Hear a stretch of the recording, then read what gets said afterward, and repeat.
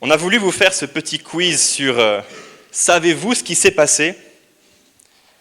Parce qu'en fait, c'est plus ou moins une interpellation de l'apôtre Pierre quand il s'adresse à certains auditeurs. C'est une famille de Corneille, la famille de Corneille.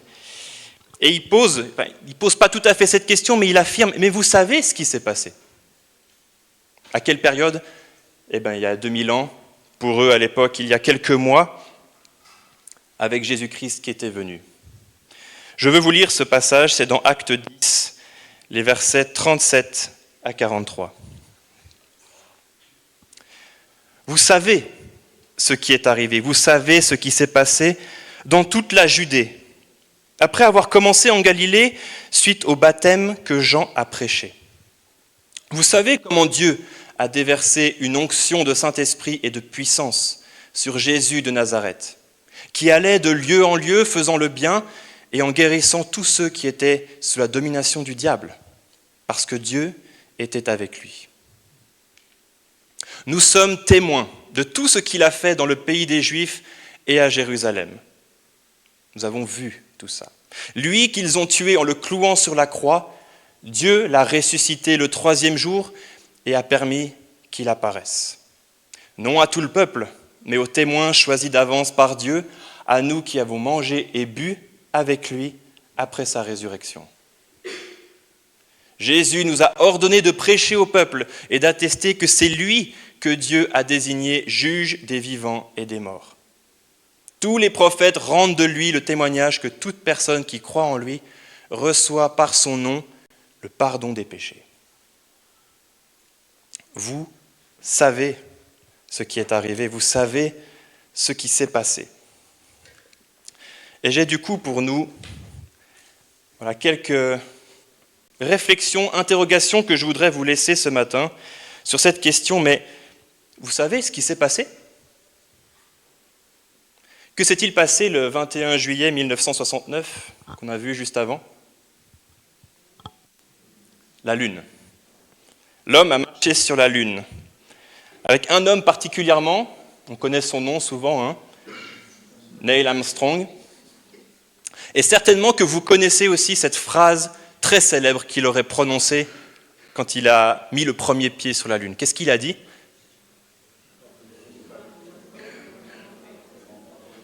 Exactement. C'est un petit pas pour l'homme, mais un grand pas pour l'humanité. Cette phrase, elle est devenue vraiment mondialement connue, alors que Neil Armstrong a plus ou moins improvisé cette phrase. Au moment de partir, il ne savait pas du tout ce qu'il allait dire sur la Lune, et juste avant de poser le pied, il s'est dit « Qu'est-ce que je vais dire ?» Et c'est ça qui lui est venu. Ce que l'on sait moins par rapport à cet événement de l'homme qui marche sur la Lune, c'est qu'il y a un autre homme qui a prononcé une phrase un peu moins célèbre. Et cet homme, d'ailleurs, est aussi un peu moins célèbre. Connaissez-vous James Irwin ? Quand même, quelques-uns, ok.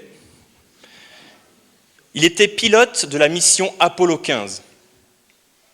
Apollo 11, c'est celle qui s'est posée sur la Lune la première fois avec Neil Armstrong. Apollo 15 a suivi 2 ans après, en 1971. James Irwin est le 8e homme à avoir marché sur la Lune. En tout, 12 personnes ont marché sur la Lune. Lui, il était le 8e.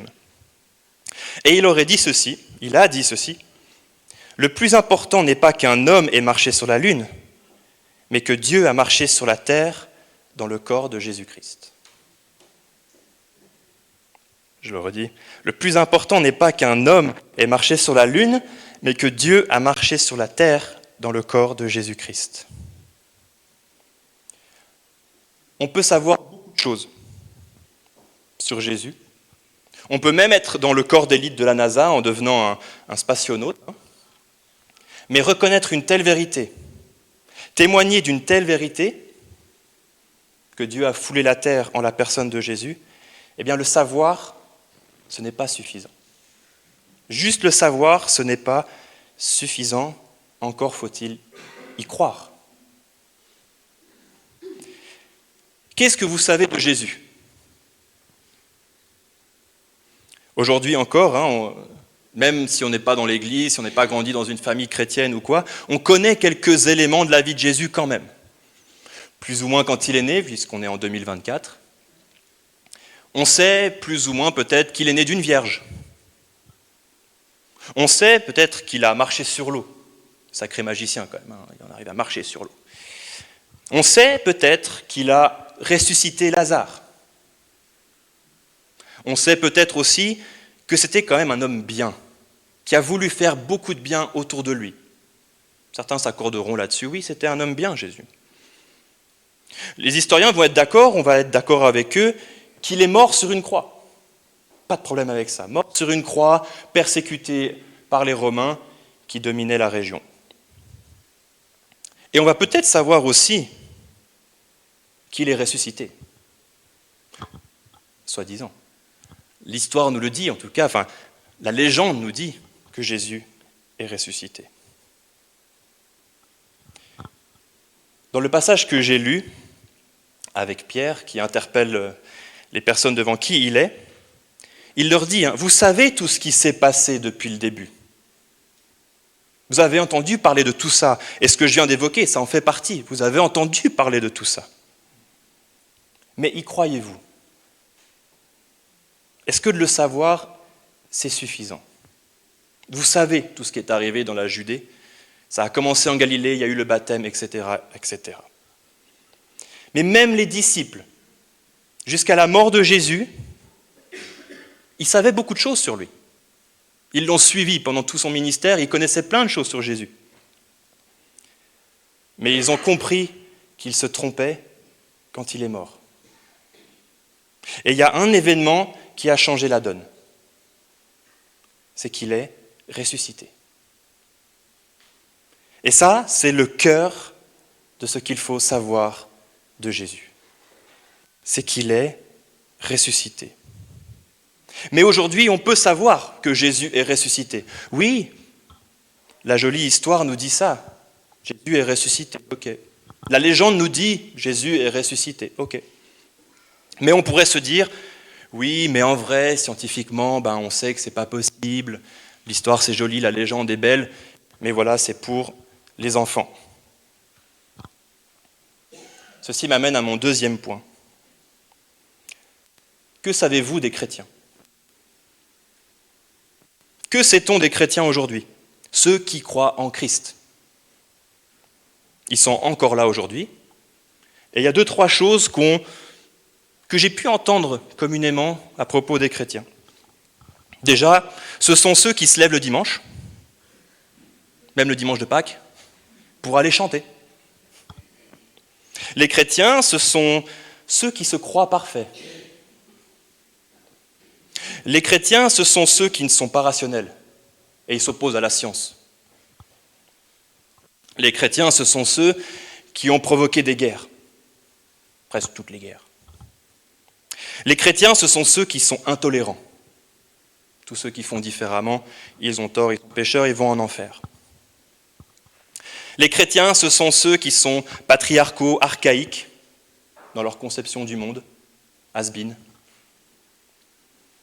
Et enfin, les chrétiens, on sait aussi, c'est ceux qui croient en Dieu, ou en un Dieu en tout cas, le Dieu de la Bible peut-être, ce vieux livre poussiéreux.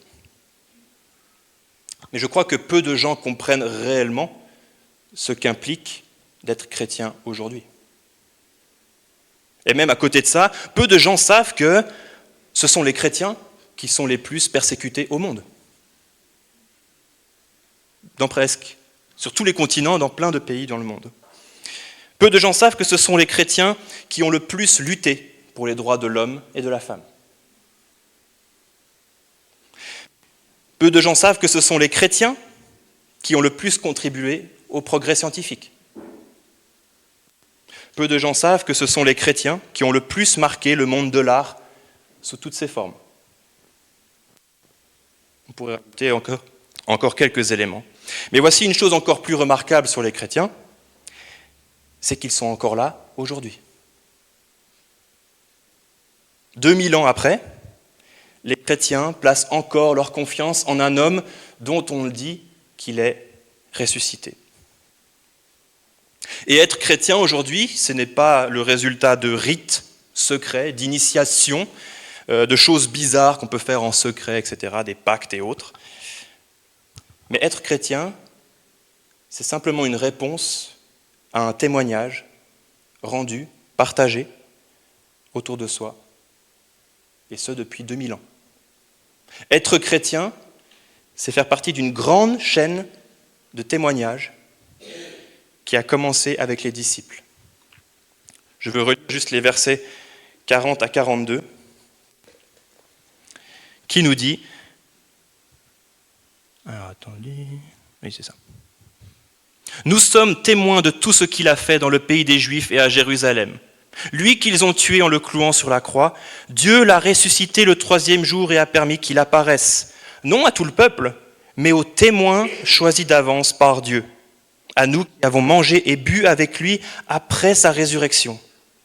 Jésus nous a ordonné de prêcher au peuple et d'attester que c'est lui que Dieu a désigné juge des vivants et des morts.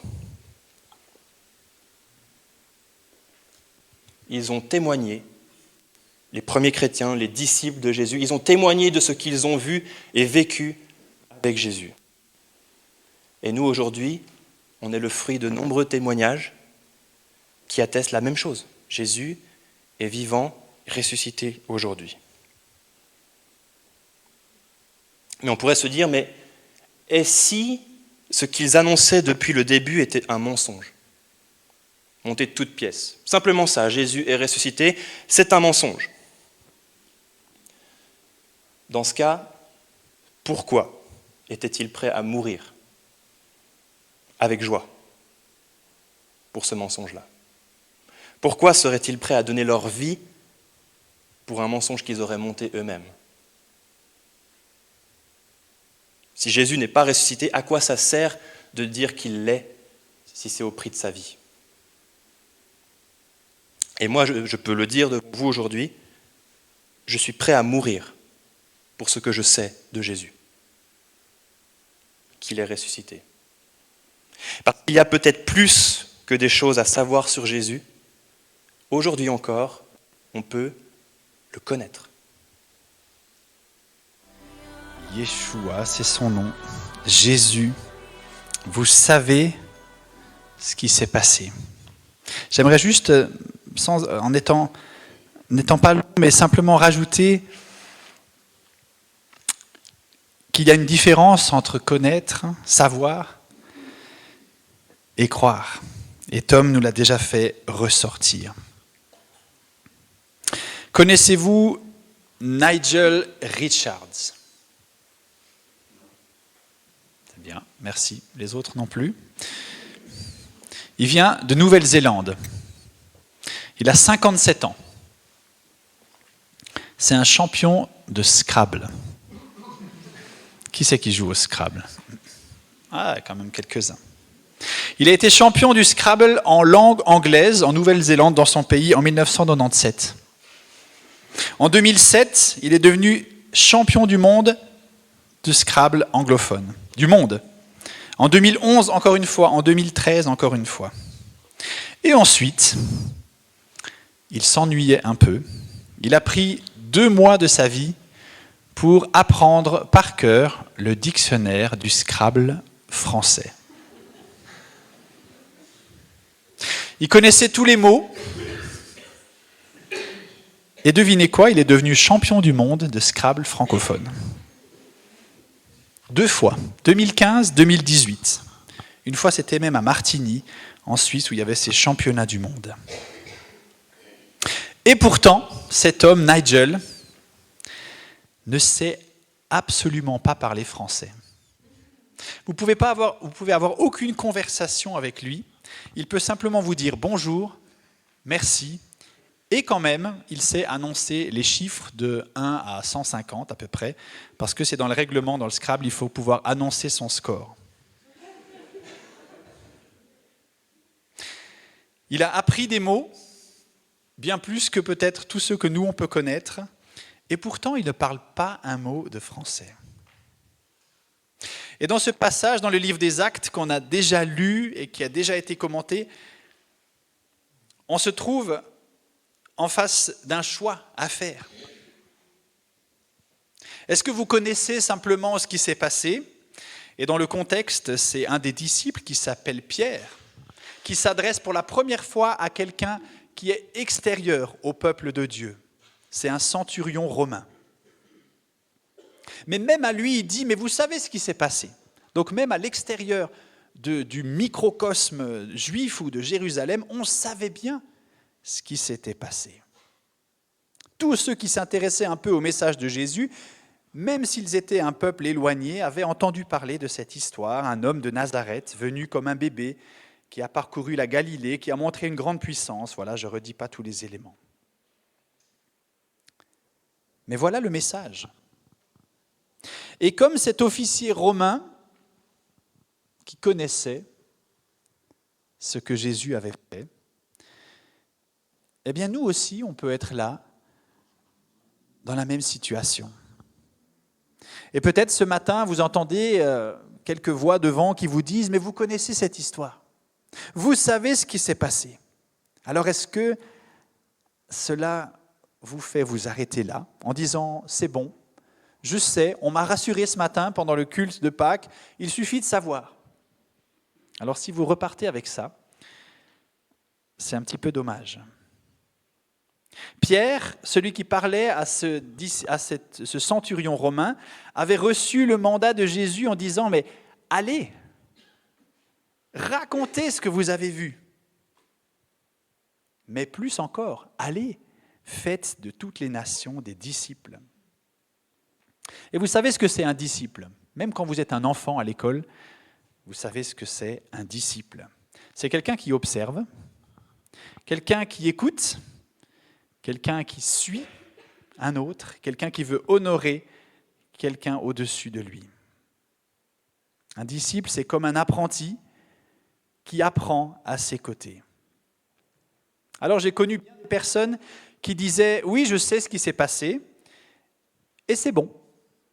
Ma vie n'a pas besoin de plus. » Mais alors, quand la bonne nouvelle s'incarne, quand elle prend vie, que c'est beau. Je ne sais pas si vous êtes impressionné par ce Nigel Richards qui peut apprendre comme ça en 2 mois un dictionnaire tout entier et ne faire aucune faute d'orthographe. On peut être impressionné, peut-être je suis impressionné, mais je ne suis pas tellement touché par cet homme. Par cette performance technique, on peut être impressionné mais pas tellement touché. Je suis plus impressionné par une personne qui vit l'Évangile qu'une personne qui le connaît. Je suis plus touché par des personnes qui choisissent par exemple de tenir bon, de faire confiance à Dieu dans l'épreuve d'une longue maladie. Je suis plus impressionné par ce jeune qui va se tenir à l'écart de certaines tentations parce qu'il aime plus Jésus que ses camarades d'école. Je suis plus impressionné par cette personne qui, au nom de Jésus, va vouloir pardonner à son prochain, alors qu'elle est victime d'injustices flagrantes.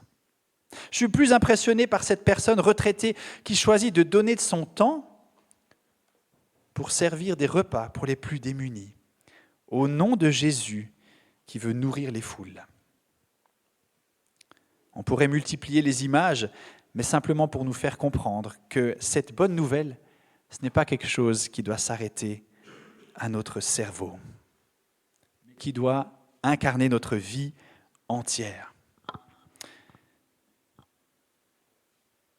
J'ai participé à plusieurs expéditions organisées par le 4e Mousquetaire, une association en Suisse romande, et un des slogans, c'est de dire « Il y a une longueur terriblement longue à parcourir ».